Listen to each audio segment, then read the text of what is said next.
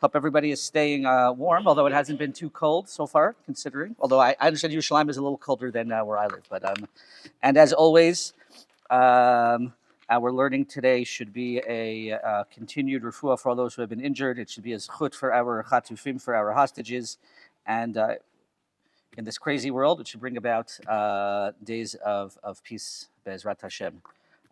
Okay, so continuing in our series on tefillah, what we did last week was we talked about, or we tried to understand the source for the idea that, the source for why we daven 3 times a day. We talked about different sources. We talked about the source in David, in Sefer Tehillim. We talked about the pasuk in Daniel. All seem to refer to the concept of davening 3 times a day, and we spent a lot of time discussing that well-known Gemara that discusses 2 different sources for why we daven. One being from the korbanot and one being from the avot. We analyzed that Gemara and also understood how perhaps what the Gemara was doing was really just giving different models for how to understand tefillah in general. There's the model, especially we noted Rabbi Jonathan Sachs's beautiful essay combining the two about how there's a model of tefillah, what Rabbi Sachs called tefillah as prayer, prayer as thanksgiving, where you're thanking HaKadosh Baruch Hu, and then there's also prayer as request, where you're asking from HaKadosh Baruch Hu. And what Rabbi Sachs suggested was that there used to be in the times of the Torah and Chazal, there used to be 2 different models. There were 2 different models for relating to HaKadosh Baruch Hu. You had prayer, and prayer used to just be about requesting, and it was much more spur of the moment, much less defined. And then you had something called korbanot, sacrifices, and sacrifices were very, very defined, very clear. You had many rules as to what you were allowed to do, what you weren't allowed to do. And as Rabbi Sachs points out, at some point, with the destruction of the Beit HaMikdash, once there no longer were sacrifices, Chazal realized that what used to be what we call tefillah, what we call prayer, which was much less defined, now needed to be defined. That is what the Jewish people needed as they were about to enter the post-temple era. They needed things to be much more defined, and therefore, what we knew as tefillah took on many of the characteristics of korbanot, of sacrifices, much more legislated, much more defined, modeled after the korbanot as they were in the times of the Beit HaMikdash. That was last week. What I want to do today is really a part 2, is a continuation of last week, which is to understand. So last week we discussed why 3 times a day. Now the question that I want to explore today is why specifically the times that we daven. Okay, if we understand that we're supposed to daven 3 times a day, and that has many different sources to it, whether it's from the avot or from the korbanot, the question then becomes, okay, but why these specific times? Why specifically, as we know, we have shacharit, which is meant to be in the morning. We'll just even define it a little bit more according to the halakha. Not only does it have to be in the morning, but it should be within the first 4 hours of the morning. The 4th hour of the day, or the 4th halachic hour of the day, is what's known as sof zman tefillah. So it's clear that the time to daven, the most ideal time to daven, is in the morning. And according to many people, the best time to daven is what we call netzach hama, sunrise, which is literally as the day begins. That's one time to daven. Then we have the time for mincha. The time for mincha is a little bit more spread out, beginning from a half hour after chatzot, a half hour after midday, until, according to most opinions, until shkia, until sunset. And then we have the time for mariv, which is the simplest understanding is going to be, according to most opinions, after what's called Tira Kochavim, after the 3 stars come out, after nightfall, which is the evening. And the question I want to understand today is why those specific times, and is there something to, number one, why those times, and also how each tefillah is developed. Why is shacharit particularly long, mincha particularly short, mariv a little bit longer? How can we understand a deeper significance between in trying to understand these 3 tefillot? So I think the simplest answer, before we even get to some of the more the more detailed answers, is the reason why we do 3 times a day is because, or the reason it's these times is because this is a nice way to what? To spread it out. Okay, right? It's somewhat logical. You wake up in the morning, we have it at night, and then we have it sometime in the middle of the day. And in fact, this idea that the times are not necessarily because there's something unique about these times, but simply because it enables us to properly spread out the tefillah, this is hinted to in source number 1 in the Kuzari. The Kuzari, we've seen the part of this source before, when discussing the importance of tefillah, and in discussing the power of tefillah, compares tefillah to what he calls, the physical act of eating. Just like eating nourishes the body, so too, says the Kuzari, tefillah nourishes the soul.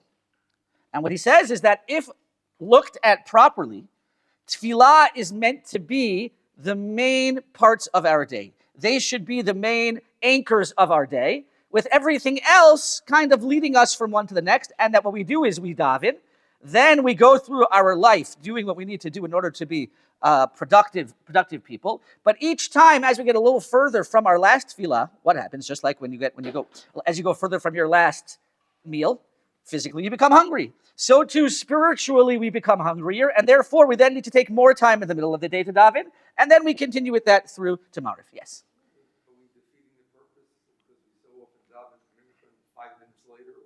Okay. So you're asking, yes. Okay. So you're asking an excellent question. And what you're asking is, well, that if it's really supposed to be spread out in this way, then what about the way that we do it today? So it's a great question. And the answer is that we also have to be able to differentiate between understanding the ideal and understanding certain realities, okay? Which is that, as we're going to see, it's pretty clear that mincha b'kavanah is given a very, very wide range. And I think part of that has to do with the recognition, as we're going to see today, that mincha is in many ways, is the most challenging tefillah of the day, because it requires us to take a step out of our very busy day and to stop and to give some time to HaKadosh Baruch Hu. So I think, again, my own understanding, that Chazal specifically gave it a wide range, recognizing that challenge. What you're describing, by the way, is also, in different realities in different shuls. The description that many of us have, certainly I had growing up in America, was you would go in, mincha mariv. Mincha, if you were lucky, you had 30 second tehillim, or a short rabbi would be given like 30 seconds before people would start to, mumble onto mariv. Now, that is not, the poskim make that very clear, that is not the most ideal way to do mincha and mariv for a number of different reasons. But what that really is a concession to reality, which is that we understood, and the rabbinic leadership, certainly, and this is true in America, understood that if you were to do mincha and then wait any amount of significant time before you did mariv, what would happen? Everyone would leave. And therefore, because of a certain reality, they made the decision to do it that way. In Israel, it's much more common, and this is true in many shuls in America as well, to have a break of 20-25 minutes, which is halachically much better, because you're davening mincha before the end of the day and you're waiting until nightfall to daven mariv. That is certainly the ideal. You are correct that there was a time where people used to think that it was better to daven what was called mincha gedolish, which is daven mincha even earlier in the day. But nowadays, again, we recognize that there's a certain reality. So I think it's just more an understanding of ideal versus reality, but understanding the ideal can hopefully at least impact our reality and also just help us understand it. But it's an excellent question. So look at source number 1. Look at the way the Kuzari in his language has beautiful language and how he describes the purpose of tefillah. V'kavanah ba, and the purpose here, b'derech zu, tihiyeh she'at tefillah.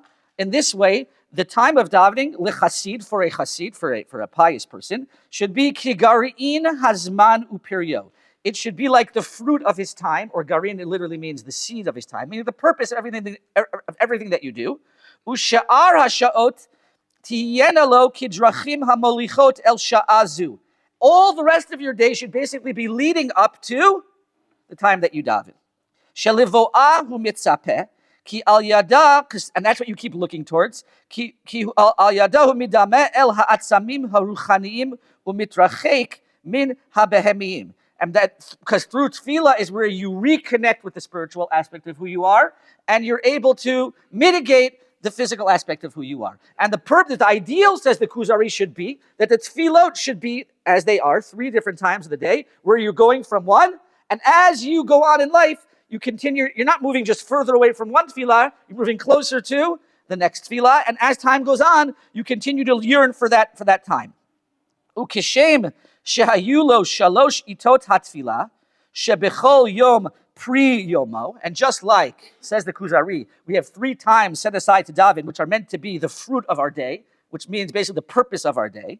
Kach yelo yom hashabat pri hashavua, and then he adds something in here which is more of a side point for us, but he says that's also by the relationship we have between our davening times and our day is the same relationship that should be between Shabbos and the rest of the week.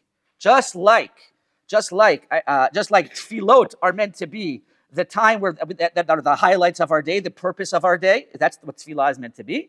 so too Shabbos is meant to be the highlight of our week. I actually think, in fact, many of us probably relate more to the Shabbos than we do to the davening, right? For many of us, Shabbos is the highlight of our week on many different levels. Time to spend time with our family, with ourselves. And we see that, we can understand that. So if anything, relating this and using it as a model for tefillah, I think is very valuable. That just like we look forward to Shabbat and to that time to re-energize ourselves and to refocus our goals and our aims. So that's what tefillah should be throughout the day. I have this memory. My wife and I, we used to joke about this a lot. My wife had a grandfather who, before he passed away, he started to become unwell and didn't remember many different things.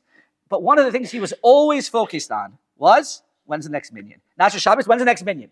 And there were times, and they had stories. My wife's grandparents lived in Fairlawn, and we had many stories of like in the middle of the day, like 2:00 in the afternoon, her grandfather getting and putting on his hat and starting to go to shul because he thought it was time for Mincha Marav, even though Mincha Marav wasn't for another 5 hours.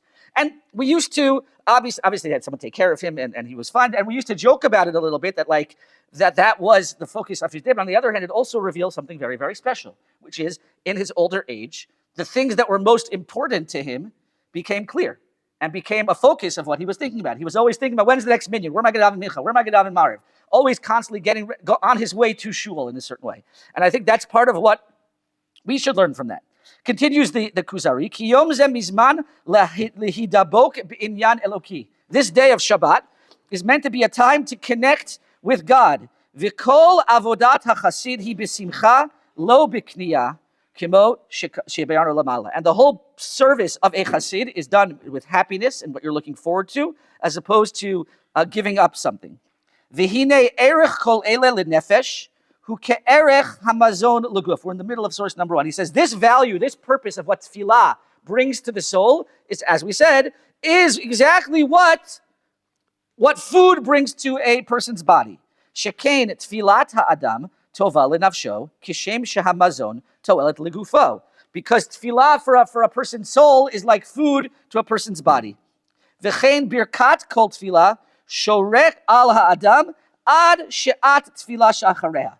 If a person does tefillah appropriately, what that tefillah will do is the impact of that tefillah will last until the next time you daven. Just like when a person eats, the goal is just that you're satiated until the time of your next meal. Just like when a person eats, it's meant to keep him full until his meal. Ulam, however, it's natural that as you go further away from the time that you just davened, it's going to be natural that you're going to get involved in what's happening in the world, and the impact of the tefillah that you just had may be lessened. And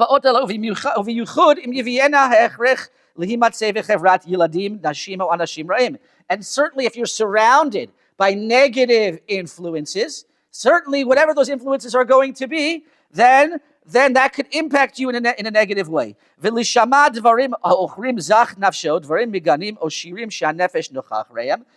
if you're going to be impacted by things that are not good for your soul.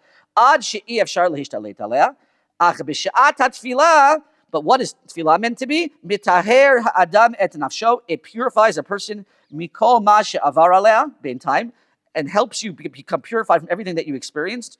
Umechin ota likrat atid, and it prepares you moving forward.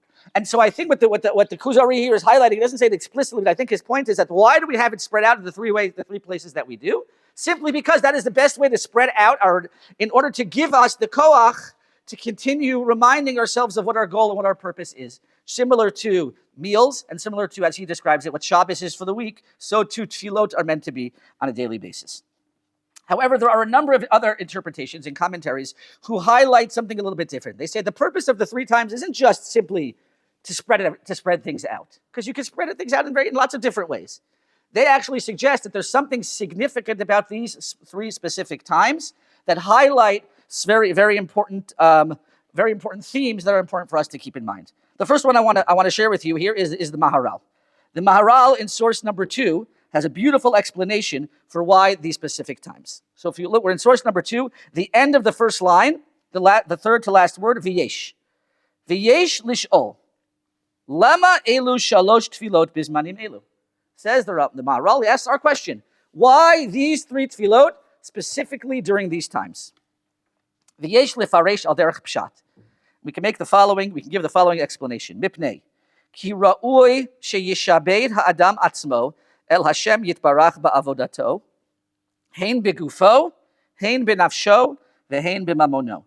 He says it is appropriate for a person to dedicate his life to HaKadosh Baruch Hu in three main areas. And they are dedicate his life towards God with his body, with his soul, his nefesh, and with his mammon, with all of the different objects that he has. And where does that come from? Says the Maharal, because we say in Shema, Kidichtiv, ve'ahavtam et Hashem Elokecha, you should love Hashem, b'chol levavcha, v'chol nafshecha, u'v'chol meodecha.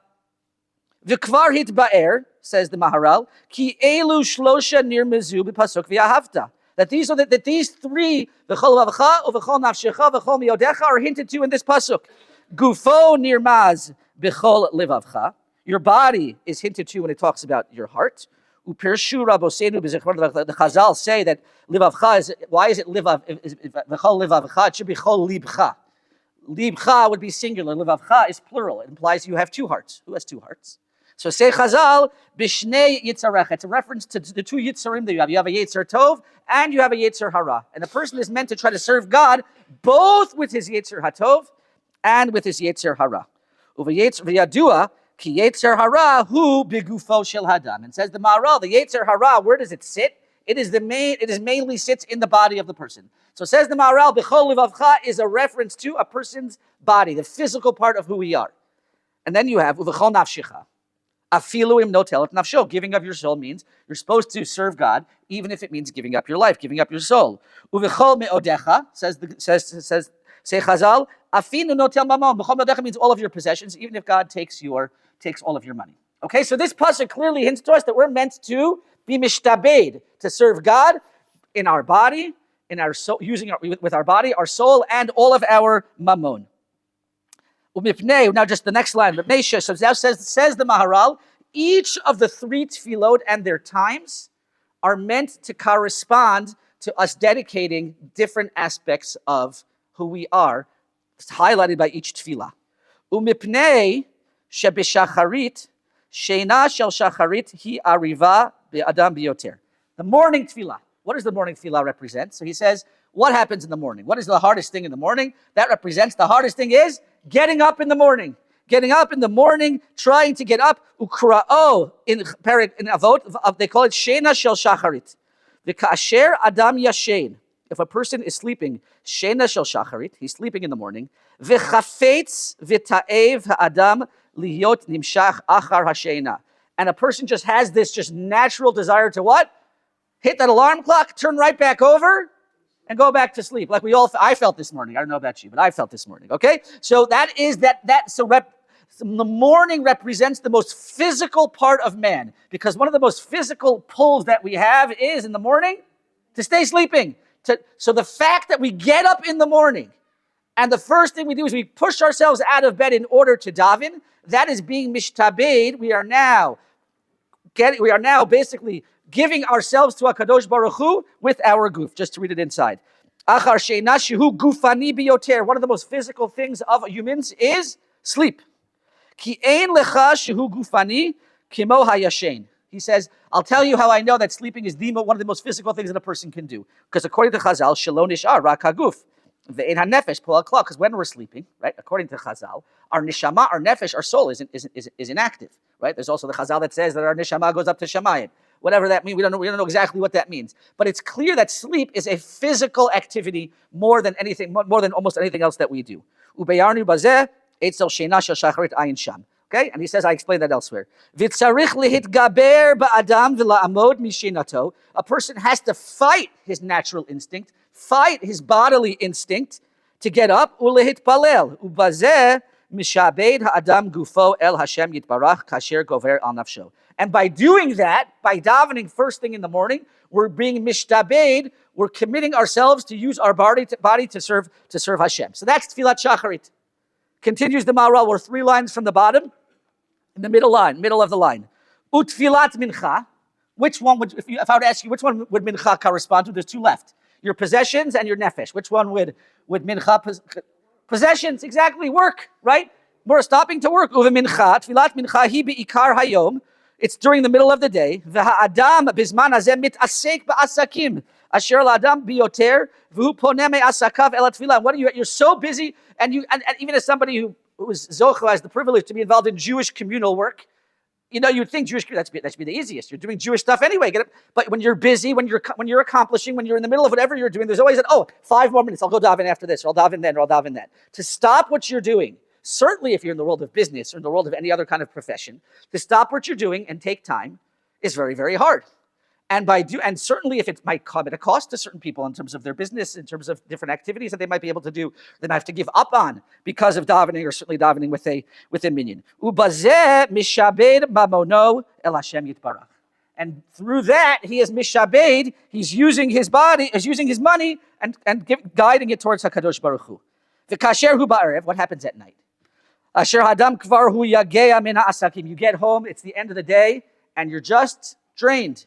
You're physically drained, you're emotionally drained, you're tired, you just had a very accomplished day, you're busy, you're dealing with your family, whatever's going on.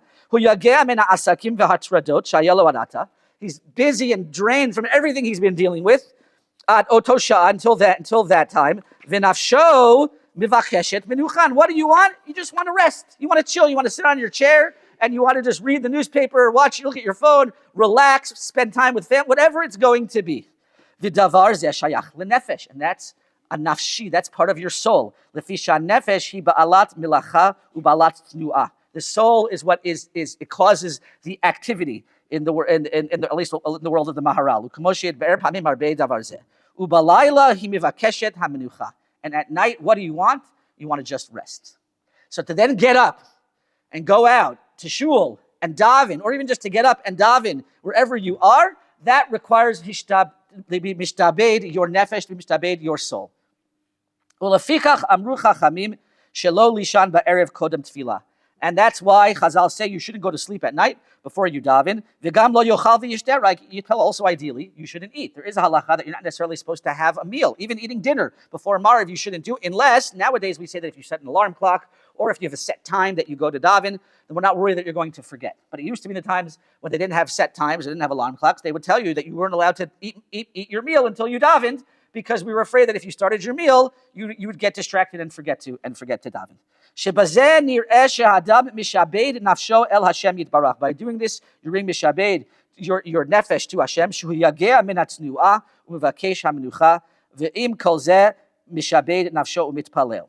Ulefikach, and therefore, says the Maharal, al yedei elu, through these tefilot, al yedei shloshet tefilot, ha'adam mishabed kol shloshat dvarim shehem le'adam. A person is now mishabed. He is giving over to HaKadosh Baruch Hu the 3 main aspects of who he is. K'mosh yitber, im gufo, im mamono, im nafsho, el Hashem yitbarach. Uvazehu tachat rishut ha'aleh b'chol chalkav asher yesh lo, v'hu perush hagun. And that's the explanation of the Maharal, that these 3 times correspond to different aspects of who we are that are represented in these three times. But there's a number of other interpretations that I believe also can add more significance to these times. Yes.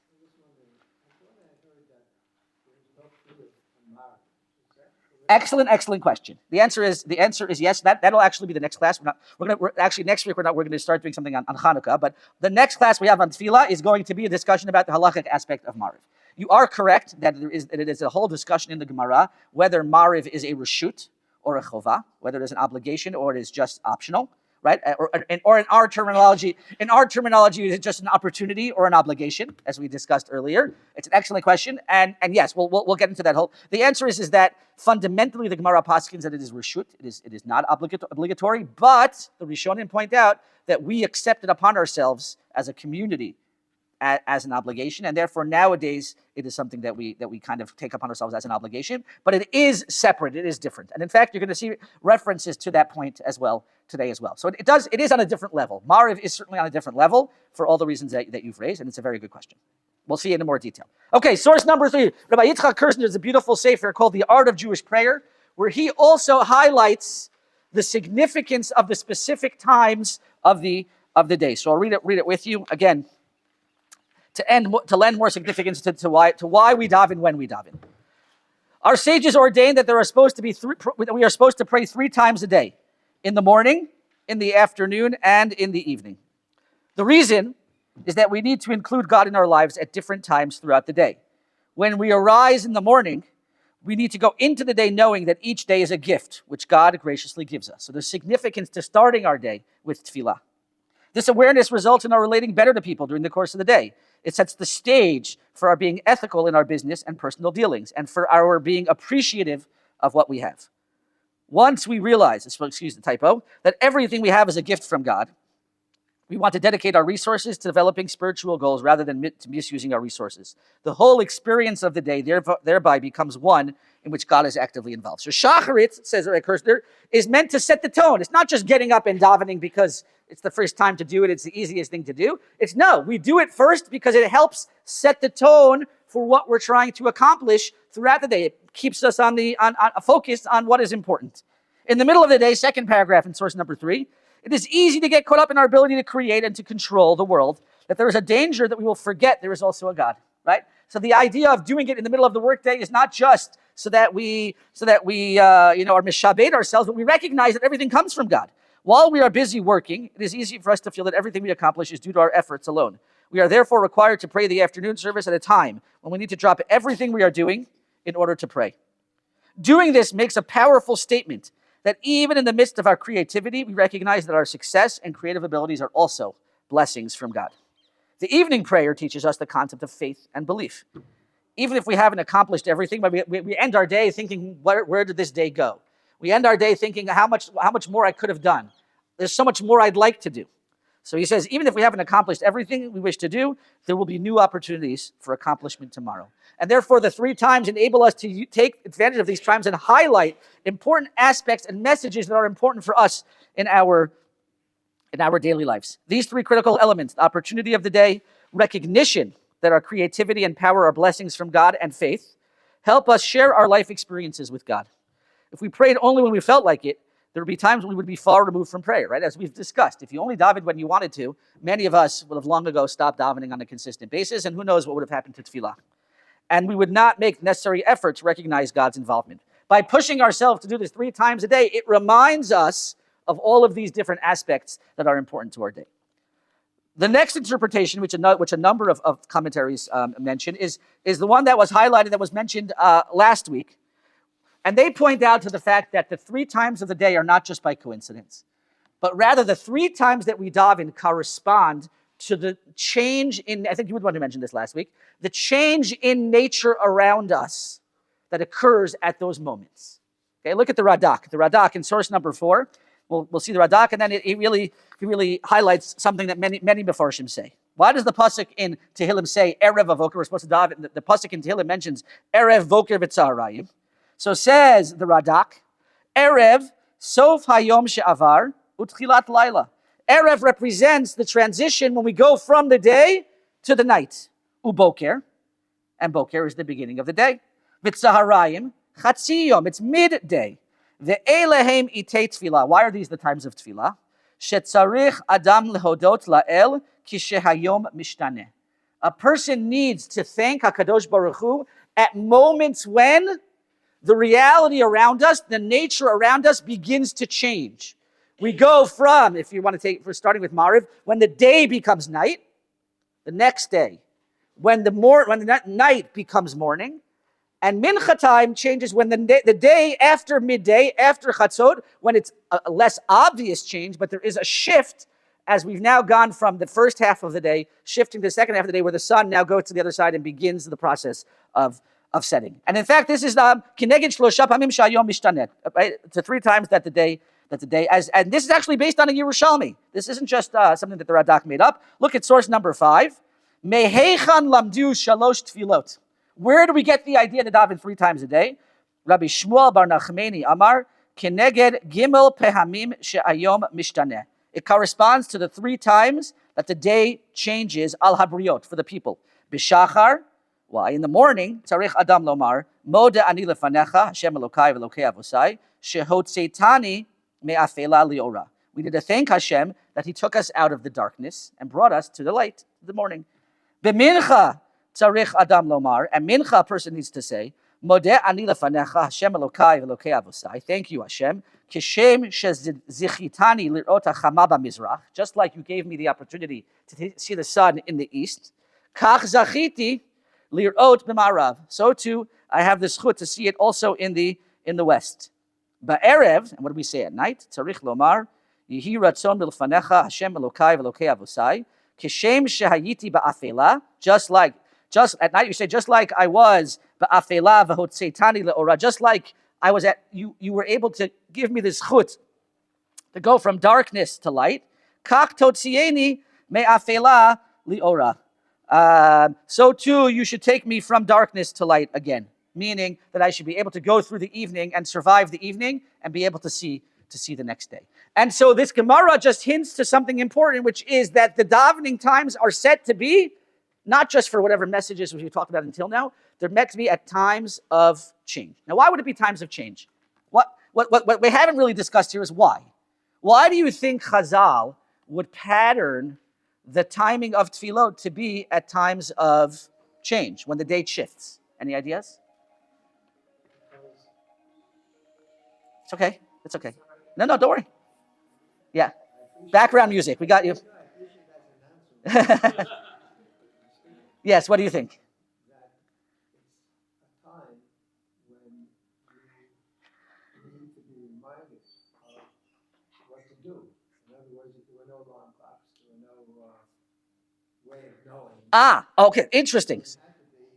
Okay, that's very creative. I think if I understand what you're suggesting, you're actually talking at the opposite. It was almost that they specifically did these times because there was a built-in reminder. If I understand what you're saying, there was a built-in. Very nice. There's not necessarily anything significant about those times, but rather from a practical perspective. From a practical perspective, there was a built-in reminder of when to daven. Although midday is a little harder because most of us don't notice when the sun goes from the east to the west. But the idea being, when things around you are changing, that's a reminder, kind of like, most of us were looking at the day. If we haven't davened mincha yet, we're looking and we're like, wait a second, the sun's about to set. What? There's something I was supposed to do today, right? And then, although I recently, unfortunately, I had a situation where a couple of weeks ago, I was off schedule. Whenever you're off schedule, the mincha becomes the hardest. And I had a situation where, for some reason, I looked at the time of my community, and I looked at what I thought was the time for mincha, but it was actually the time for mariv. This happens also when the day is so short. It was like 5:15, it was mariv, and I thought it said mincha. So I walked to shul in the dark, not paying attention to the fact that it was dark, walked into shul, expecting to start mincha, and all of a sudden they're starting v'hurachum. And only when I walked into shul did I say, wait a second. So unfortunately I missed mincha, and I had to do what's called tashlumin. I had to, but it was amazing to me, and I think this is the world of phones or the world of just when we get occupied, that I walked all the way from my house to shul, didn't pay attention to the fact that it was pitch black outside, and still in my mind thought that I was going to be davening mincha at shul. And only when I got to shul did I realize that I couldn't daven mincha. So it just shows that if I was sensitive enough to what's going on around me, then as you're pointing out. So I think it's a very creative idea. I never heard that before. I think that could be. Yes.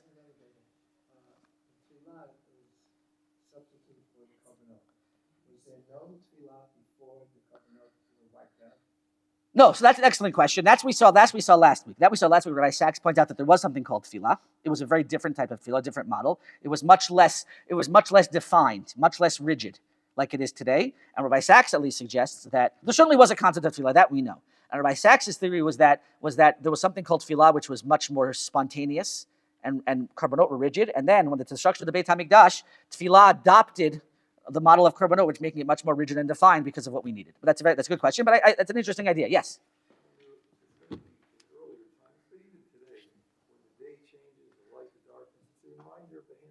Excellent. Good. Meaning, we have to remember that if we are spiritually sensitive to the world around us and we pay attention to these things, there's constant reminders of HaKadosh Baruch Hu all over the place. And one of the greatest reminders of that are those moments where we go from night to day and day to night. If we pay attention to it, if we're sensitive to it. And therefore, it makes a lot of sense that during those times, we would be paying it. But I think I would say it even more than that. From a more philosophical, a more hashkafic level, one of the most challenging times in people's lives are moments of transition. Okay?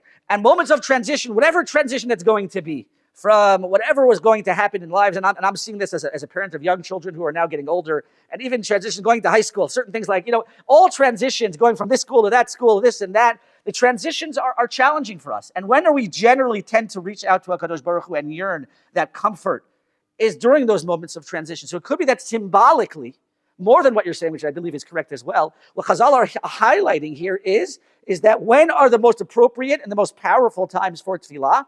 When we go through those transitions that we don't even necessarily notice on a daily basis. And even as young children, when daytime turns into night, for some young kids, that itself is a transition that is hard for them. Nighttime is scary, or nighttime is different. When you begin your day in the morning, it's a different type of emotion that is evoked. And so I think perhaps what Chazal are also doing is just highlighting that symbolically moments of transition are the times when we're going to naturally turn to HaKadosh Baruch Hu the most. And that could be why they established the tefillah then. If you look at source number 6, Derech Hashem, sorry, yes. You might want to think that times of stress are when we think about God most, less so when we have transitions. And Rabbi Miller talks about that when you see nature, you should realize that that's God. Absolutely. Absolutely. I think that's what he's highlighting. That's what he's highlighting as well. Meaning, exactly what Chazal are trying to encourage us to do is, number one, symbolically recognize the power of transition. But number two, they're saying, pay attention to what's going on around you. Look around. When should you be davening? At moments of change that happen on a daily basis. The world shifting from night to morning and morning to night are moments of transition that you should be paying attention to if we were acute and aware of our surroundings. If I wasn't, so I don't know what I was doing when I was walking the shul that evening, but chances are I was probably on my phone catching up on something very important. And the fact that I could walk throughout that time in the pitch black and still think I'm davening mincha, to me was just symbolic of a lack of sensitivity and awareness to what's going on around us. And the rabbis are saying, no, those are the moments that you need to be paying attention to. Those are the moments that you need to be walking without whatever devices you have, and just paying attention to the world around you and using that as a recognition of HaKadosh Baruch Hu. Yes. Yes, absolutely. Absolutely, 100%. So if you look at source number 6, the Derech Hashem, the Ramchal picks up on the same idea of transition from time to time. And what he does is he beautifully tries to connect it to the length of the tefillot. V'tzarich sheteda, source number 6. Shehinei b'sidrei ha'hanaga, the way that the world is, hayom mitchalek l'shnei chalakim. Every part of the day is divided into two parts. V'hu aboker, you have the morning. V'achar chatzot shehi bein harbaim. So first he's saying even just daytime, not just between day and night, even daytime is divided into the morning and what we know as the afternoon. V'gam halayla mitchaleket l'shtayim. So says the Ramchal, wait a second, there's something we forgot here. We said that there were 3 tefillot corresponding to the beginning of the day, the middle of the day, the beginning of the night. But there's another one. What's the fourth one? There's a fourth part to this cycle, to this 24-hour cycle, which is the middle of the night. What about the middle of the night? So we're going to get to that. There actually is a special tefillah that was established that only certain people say, known as Tikkun Chatzot. Okay, so by the way, understanding that this is based on the shifting of the days helps us understand where other things come into play as well. So then he says, even nighttime is divided into 2. V'amnam, b'kulam tzarich shetimshech he'ara v'hashba'a le'olamot kefi b'chinat chelek hazman hahu. He says, and each of these tefillot, the way that they are established and defined, has to do with when they fall out and the need for tapping into the spiritual resources of that time. And he explains what he means. V'alzeh sidru hatfilot b'minyanam. We're in the third line on source number 6, towards the end of the line. V'hainu, ki hinei, l'shnei chelkei hayom tiknu tfilat shacharit u'mincha. Corresponding to the 2 parts of daytime, they established shacharit and mincha. We're the 4th line on source number 6.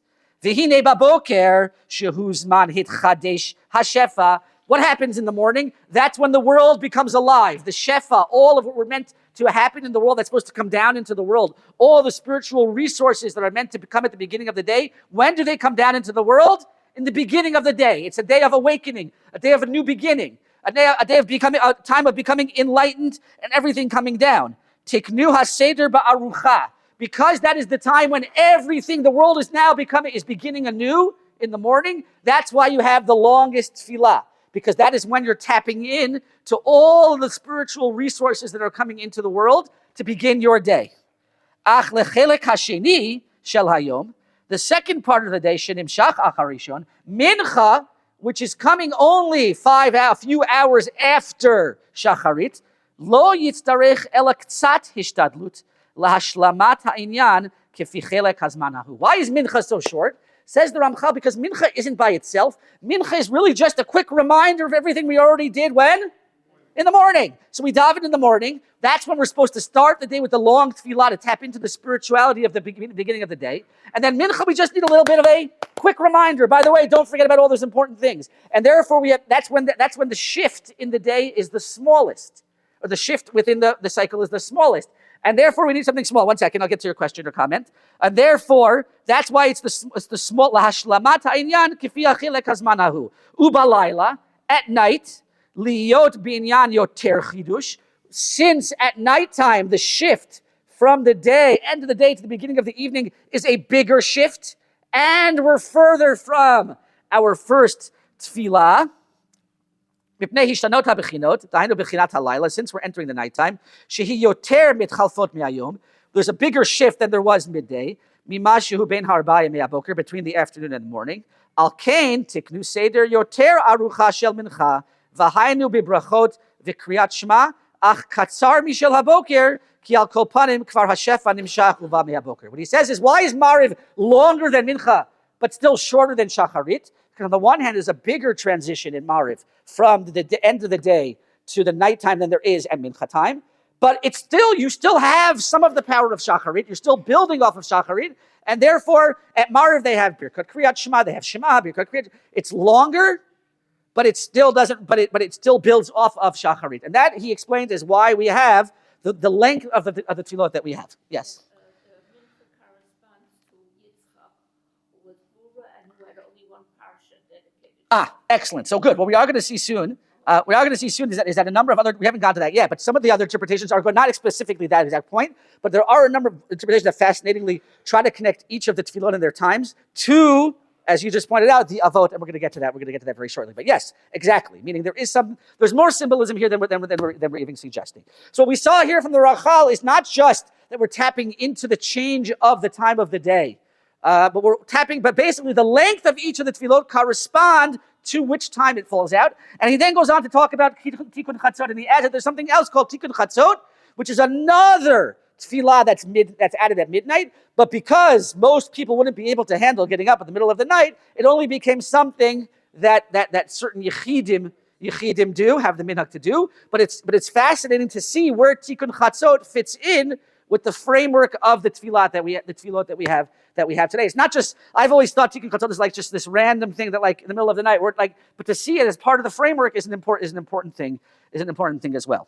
Interestingly enough, in source number 7, the Gemara notes that the language, as we now begin connecting it to the Avot, as you started to do, if you look at the Gemara in source number 7, he also notes that this corresponds to the changes of the day, but he points out that if you look at the language of the psukim, when the Avot introduce each of the tefillot, they correspond to the time of day.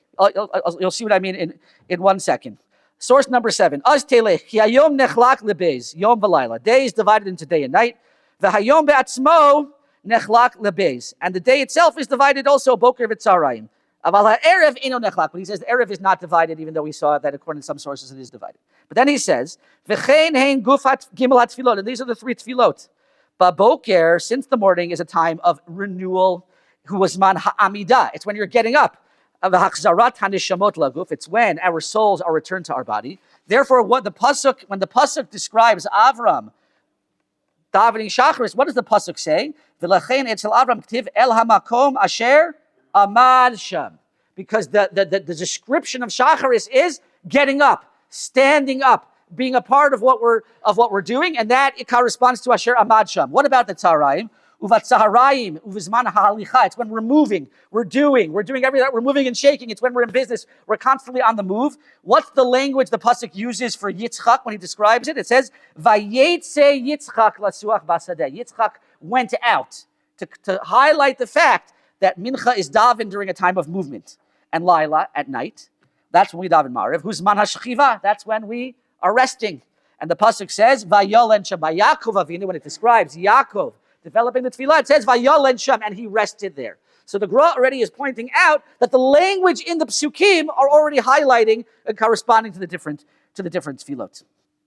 What I want to just do with the last little bit of time we have left is to see a number of wonderful sources as well. That is, as I said, don't just try to explain why we daven when we daven, but make a number of suggestions as to how they connect to the avot that established each of them. As we know, the famous Gemara in Brachot, we've done a number of times, suggests that each of the avot established one of the tefillot. Avram established Shacharit, Yitzchak established Mincha, and Yaakov established Ma'ariv. Rabbi Dr. Eli Monk has a beautiful book called The World of Prayer. And in this book, he tries to connect, well, first, actually, before that, first he tries to suggest again, points out the connection between the times of change and the tefillot, and then later he'll get to the avot. Source number 8. The fact that prayers are each tied to certain hours of the day requires further explanation. As the Yabetz points out in his Siddur, no other hours are better fitted to turn the souls and minds of men towards God than the hours of sunrise and sunset, as many of us have mentioned today. At sunrise, nature, as if touched by a magic word, springs to life in rejuvenated splendor. Man, refreshed by new strength and vigor, filled with the courage and will to live, takes up his appointed task once more. At sundown, on the other hand, when the veil of darkness is spread over nature and man, all that breathes entrusts its fate in the hand of the omnipotent Creator. Thus, the hours of the morning and evening arouse differing moods in the heart of man. For the day lays the terrestrial world at the foot of man. He's a free person. His energy and initiative master the world around him. But the night throws him, the terrestrial lord of creation, into the chains of the earthly world. So he's pointing out how the day is the sense of freedom, and at night we feel almost limited. We feel mugbal, as we say in Hebrew. At sundown, on the other end, when the veil of darkness is spread over nature and man, all that breathes and trusts is fate in the hand of the omnipotent Creator. Thus the mornings. I lost my place. The second paragraph. The day is the period of independence, of activity. The night is the time for him to yield, become passive and dependent. Night and darkness are not merely natural phenomena. They are also metaphors most commonly used to describe status of spiritual and physical bondage, the most complete dependence that can beset nations and man. Indeed, this is interesting. Look at the way he does this. The morning and evening services in their entire content correspond to these characteristics. The morning as the beginning, the time of excitement, the time of rejuvenation, whereas nighttime is a time more of limitation. He says, if you look at the tefillot themselves, the way the tefillot are patterned, they mention this. The morning prayer in its entirety bears the imprint of gratitude for liberation from the grasp of night. In its first part, we offer the blessings of rejuvenation of body and soul, which is the Birkot HaShachar, how we start the tefillot. Then follow the jubilating chants glorified in the splendor of nature, which is Psukei de Zimra. Finally, in the Shema and its brachot, culminating in the historical reflections of Emet V'Yatziv, the thankfulness for the redemption of Israel from the dark Galus nights. What's unique about Shacharis, he says, is that Shacharis, its fundamental theme is one of thanks, one of hoda'ah, thanking HaKadosh Baruch Hu for freeing us from the nighttime, the darkness of the night, and bringing us now into the moment of freedom. Exactly. Modani, but he's pointing out that it's the first thing we do, but it's also ever present in the themes entirely. Especially in this last portion, the difference in character between the morning and evening shows up very clearly. There's actually very, very interesting. He says, if you look after Shema, the paragraph that begins right after Shema in the morning is Emet V'Yatziv V'Yagon, and we thank HaKadosh Baruch Hu, we're praising Hashem and thanking Him. What do we say at Mariv after Shema? We don't start with Emet V'Yatziv, we say Emet Ve'emunah. The focus isn't on thanks, the focus is on faith. Why? Because a person's mentality is different in the morning than it is at night. In the morning, we're full of thanks, we're full of rejuvenation, we're full of excitement.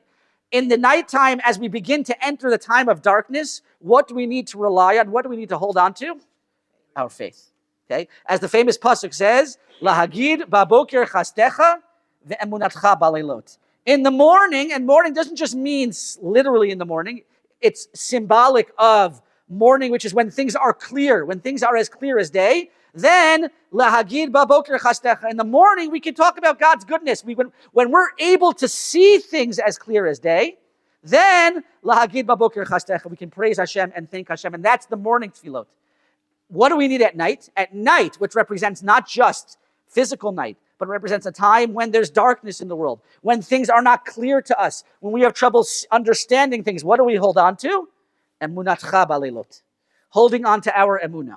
And he says the same thing is that's why in Shacharis we have Emet V'Yatziv, it's full of thanks And at night we have emet ve'emunah. That's what he says. He says over here. Just skipping to the next paragraph. Rashi and Tosfot explain the statement in the following way. The paragraph emet v'yatziv recited in the morning has reference only to the mercy shown by God to our fathers in the past, leading them out of Egypt, dividing the sea. On the other hand, the evening section, emet ve'emunah, points to future events, to the faith that God will keep his promise and his trust and free us from the power of tyrants and oppressors, that he will sustain us in our lives and let us overcome our enemies, etc. Thus, chesed, the divine mercy, is the main idea underlying the morning prayer.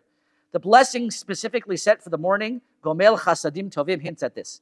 On the other hand, Emunah, the faithfulness shown to us by God during all of the nights of our lives, is the motif of the evening and finds expression in the bracha characteristic of the night, which is the bracha of Shomer Amo Yisrael La'ad. So the theme of Shacharis is one of excitement and thanks and hope, whereas the theme of Mariv is one of Emunah, resting on our Emunah and belief in HaKadosh Baruch Hu. However, says Rabbi Monk, there was one problem with this theory. This only dealt with which two tefillot?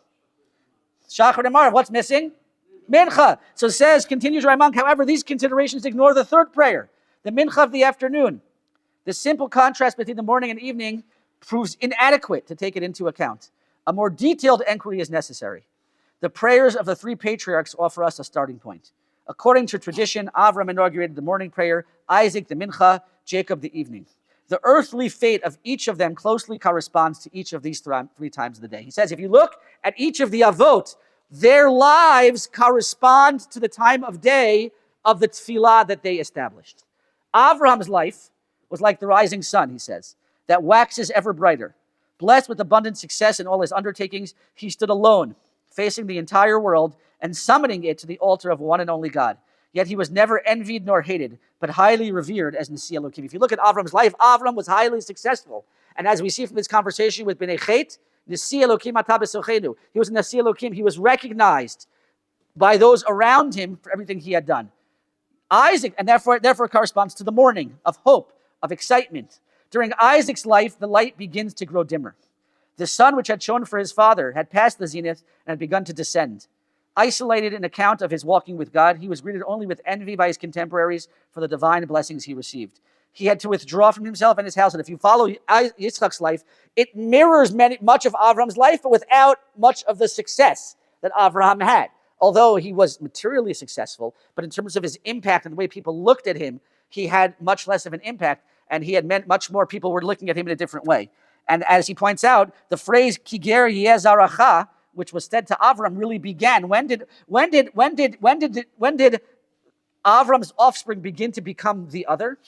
Started really with Yitzchak. It didn't just start in Mitzrayim, as Chazal point out. Finally, with Yaakov, the shadows of night close in. His entire life was a constant concatenation of trials and tribulations. Right? Yaakov was constantly on the run, constantly being tricked, constantly fighting, scared and running away from people. Only in fleeting moments did he experience the joy of life.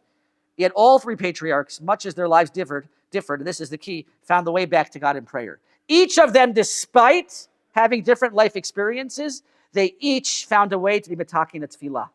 And they were metaking that tefillah at the time that corresponded to how their life was mirrored. They left as their heritage to us the means of elevating ourselves to God from the most divergent times of life. When the rays of morning roused all to life, when the waning of the sun turns to earnest self-contemplation, and when the night summons us to rally our thoughts towards God. We'll just finish with this paragraph. Thus the Jew begins his day in the morning, his heart filled with gratitude for the vitality and the vigor which God's chesed has restored to him, following the model of Avram. Just before the day dies, when his daily work is done, man stands before God to render an account in prayer, what we call din, which represents Yitzchak. Finally, when night closes in, he prays that the merciful God grant him protection until the morning, rachamim, and that is from Yaakov. The divine governing principles of chesed, din, and rachamim, love, justice, and mercy, are thus like shining stars shedding their light over the daily life of Jew, turning his eyes heavenward in joyous gratitude, which is shacharis, earnest self-examination, mincha, and in steadfast trust in Mariv. And I brought for you here one other one, which you're welcome to look at on your own. This was based off of Rav Kook. Rav Kook is a beautiful commentary on that Gemara that quotes the Gemara that the Avot established the Tefillot. And he points out how each of the Avot in who they were correspond to the tefillah that they established. And I brought for you actually a summary that was brought by Rabbi Aaron Goldscheider, who's the editor of Torah Tidbits. And in the actual Torah Tidbits, he has a beautiful summary of this, because Rav Kook's language can be very hard to understand, and he summarizes it beautifully. I encourage you to look at it. What we've seen today is basically try to understand not just where it comes from, the idea of davening, where the idea of davening three times a day comes from, but rather to have a deeper understanding of why those times of the day and the messages that we could learn from where Chazal established these tefillot. Just to mention, in the next couple of weeks, as we lead up to Hanukkah, I want to take a break from our weekly schedule and do a little bit more discussing some of the tefillot of Hanukkah. We'll discuss hopefully Al Anisim next week, and then after that maybe Hanir Talalu and Mos Tzur will hopefully be a way to gain more understanding for the upcoming Chag of Hanukkah, Be'ezrat Hashem. Have a wonderful week, everybody.